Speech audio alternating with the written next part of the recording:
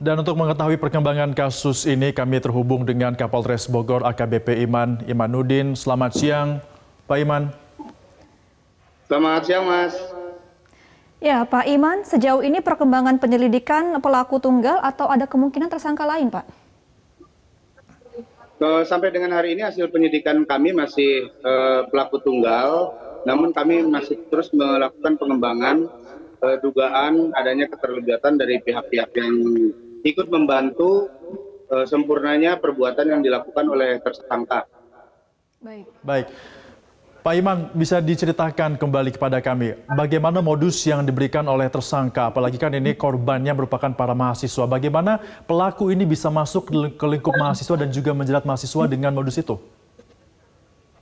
Jadi tersangka ini awalnya menawarkan pada salah satu senior dari para korban, kemudian para korban dihubungi juga oleh seniornya, diajak, dan seniornya ini korban juga dari perbuatan si tersangka.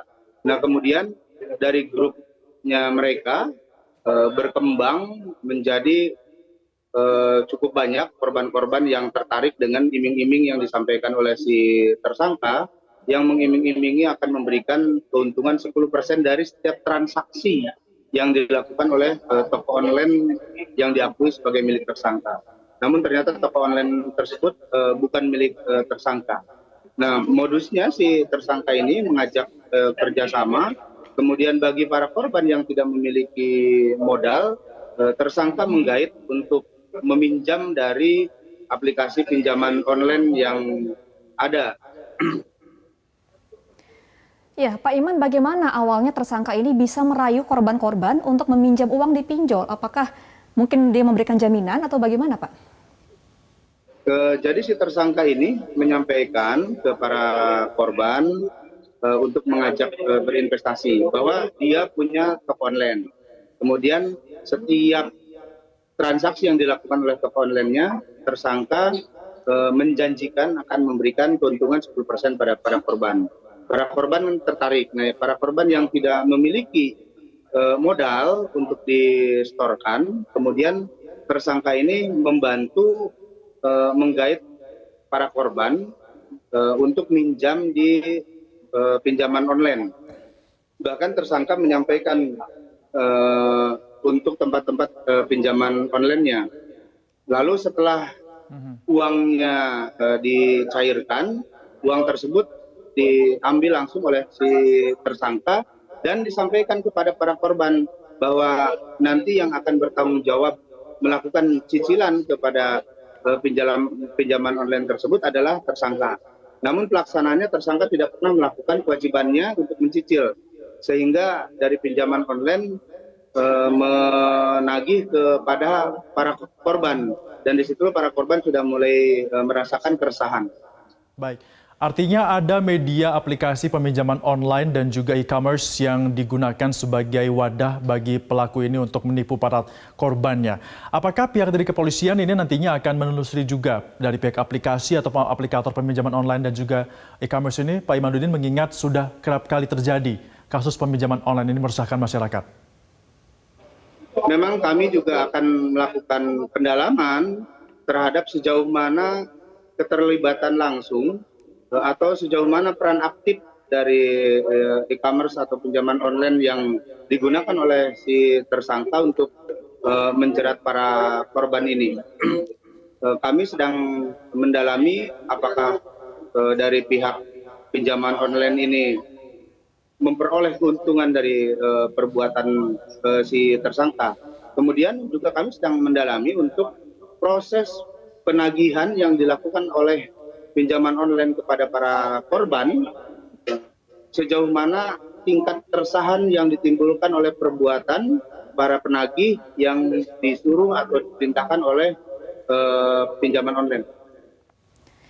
Baik, Pak Iman, kurang lebih 300 korban sudah melaporkan. Apakah ini semua korban sudah melaporkan atau ada yang diwakilkan atau mungkin kira-kira ada penambahan korban lagi nih, Pak?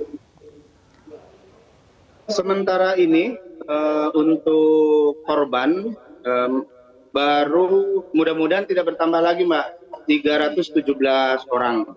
Dari 317 orang ini kami masih running melakukan pemeriksaan terhadap para korban, karena pemeriksaan yang kami lakukan juga disesuaikan dengan ketersediaan waktu dari para korban serta dokumen-dokumen pendukung yang dimiliki para korban. Baik, Pak Iman, yang menjadi menarik dari kasus ini adalah para korban ini yang dijerat oleh pelaku dijebak seperti itu untuk dapat meminjam, namun dananya diserahkan kepada pelaku dan tidak diberikan kepada korban. Apakah artinya dengan kasus penipuan seperti ini para korban masih berkewajiban untuk membayarkan hutang mereka dari aplikasi itu atau bagaimana, Pak Iman? Kami sedang mencari formulasi yang tepat.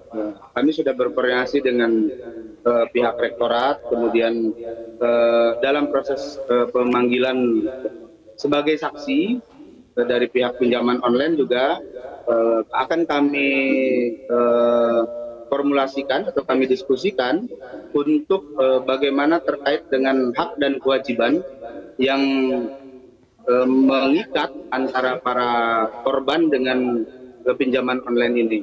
Mudah-mudahan dari hasil diskusi dan mediasi yang kami lakukan bisa membantu para mahasiswa untuk membicarakan solusi yang terbaik sehubungan dengan hak dan kewajiban yang selama ini terikat dengan pinjaman online tersebut. Oke, Pak Iman, singkat saja terakhir, apa ancaman hukuman untuk tersangka? Untuk sementara kami menggunakan pasal 372 dan 378 Kitab Undang-Undang Hukum Pidana dengan ancaman pidana 4 tahun penjara. Namun kami sedang mencoba mengkonstruksikan berdasarkan fakta hukum yang kami peroleh dalam proses penyidikan, apakah kemungkinan akan bisa dikenakan atau dikonstruksikan terhadap delik pidana sebagaimana yang diatur oleh undang-undang khusus lainnya atau pidana umum lainnya. Baik, tentunya kasus ini sudah kembali terjadi, pinjaman online meresahkan masyarakat dan kita harapkan bisa menjadi contoh agar ke depan tidak terulang kembali. Terima kasih AKBP Iman Imanuddin, Kapolres Bogor sudah bergabung bersama kami di Newsline.